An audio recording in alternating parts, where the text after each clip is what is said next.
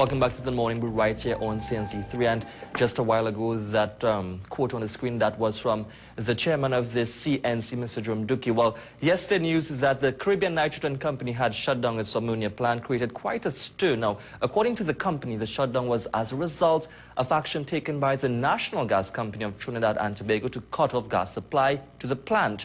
Now, the company's CEO stated that the closure was necessary to ensure the well-being of its people and to also protect its environment. He also added that the company was in talks with the NGC to chart a way forward and to develop a long-term contract. It is believed that over 400 persons are to be affected by the move. Now, joining us on set to discuss the latest development is the chairman of the NGC, Mr. Gerry Brooks. Mr. Brooks, good morning. Thank you very much, and thank you for allowing the NGC the opportunity to share the country's perspective. Mr. Brooks, right off the bat, what is the latest position by the NGC as it pertains to this recent development? Is the company willing to compromise at this time? Has that ship already sailed? What is any update you can provide for us? The NGC has been continuously compromising. The agreement with CNC and the NGC expired in October of 2017, October the 18th, if I remember correctly. And since that time, the NGC has facilitated 4 extensions of that contract to allow the parties to arrive at a mutually acceptable position. The truth is that the industry has reset, RESET, for a number of reasons. One is that there is, in fact, a gas curtailment taking place in Trinidad and Tobago. You recall that our supplies have fallen from 4.2 billion cubic feet, or BCF, down to 3.2. Yes. And the NGC has been working assiduously with upstreamers and with the government to try to improve that supply position. That supply position will improve in 2018 as a consequence of considerable work done with BP on truck, on Juniper, with BHP, with Shell, etc. But there is, in fact, a gas curtailment. What we did following the extensions is that we listened very carefully to CNC and we modified our offer to take into consideration their request.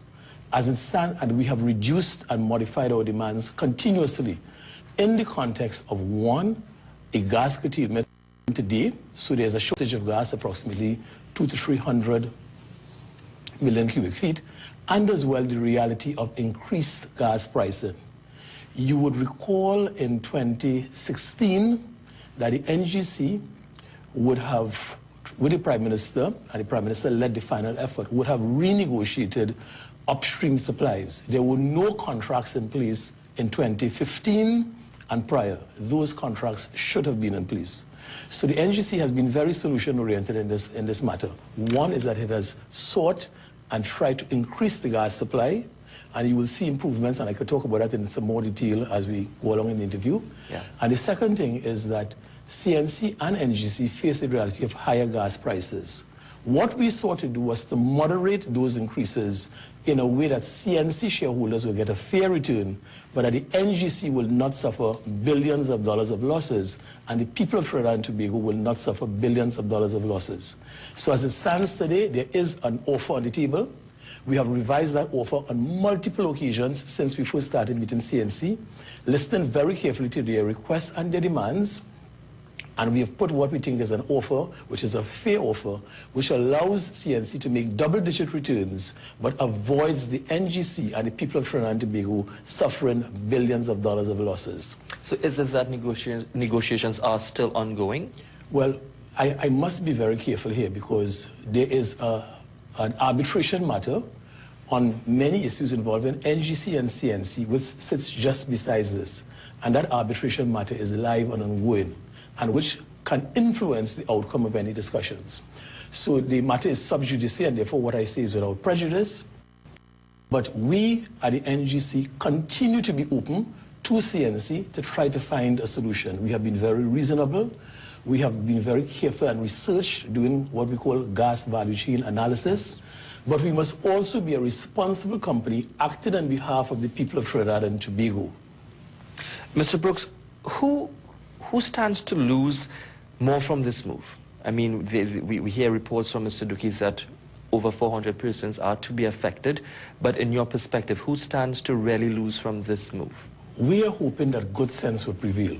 Because if one goes back to the petrochemical sector and the ammonia plants, it is the NGC which played a vital role historically in providing abundant gas at a time and in providing fairly cheap gas at a time.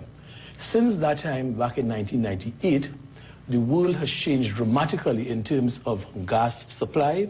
Gas supplies have increased, new jurisdictions have come on. The ammonia market has changed considerably, and demand has also changed with demand slipping. The projections as we look forward are that ammonia is going to be in the range of 223 to maybe 372, based on whether you look at Blue Johnson or CRU statistics. And so we are trying our best to ensure that nobody loses here.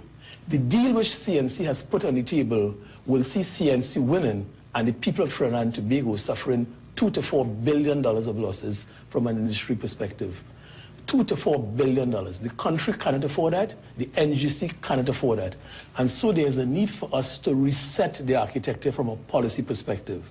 So what we're trying to do is that we have provided gas certainty between the 2019 to 2023 period. Those are the agreements that the Honorable Prime Minister negotiated when he went to Houston, the EOG supply, and also to the BP supply.